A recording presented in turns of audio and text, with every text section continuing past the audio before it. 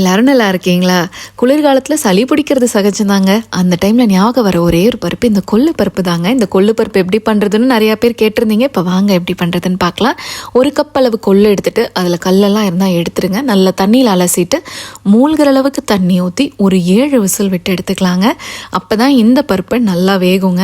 இப்போது இந்த பருப்பு ஒரு பக்கமாக ஆற வச்சுடுங்க. குக்கரை திறந்து அது ஆறதுக்குள்ளே ஒரு குட்டி தாளிப்பு கொடுத்துடலாமாங்க. தேங்காய் எண்ணெயில் பண்ணிங்கன்னா நல்ல மணமாக இருக்குங்க. தேங்காய் எண்ணெயில் கடுகு, சீரகம், வரமிளகாய் பார்த்தீங்கன்னா உங்க காரத்துக்கு ஏற்ப சேர்த்துக்கோங்க. இது கூட வெங்காயம் சேர்த்து நல்லா வதக்கிக்கலாம். கருவேப்பிலையும் சேர்த்துக்கோங்க. எங்கிட்ட இல்லாதனால நான் அதை சேர்த்துலைங்க. இதை நல்லா வதக்கிட்டு அதை அப்படியே அந்த பருப்புல கொட்டிடுங்க. தேவையான அளவு உப்பு, மஞ்சள் தூள், மிளகாய் தூள், பெருங்காயத்தூள் இந்த பருப்புக்கு கொஞ்சம் அதிகமாகவே சேர்த்துக்கோங்க.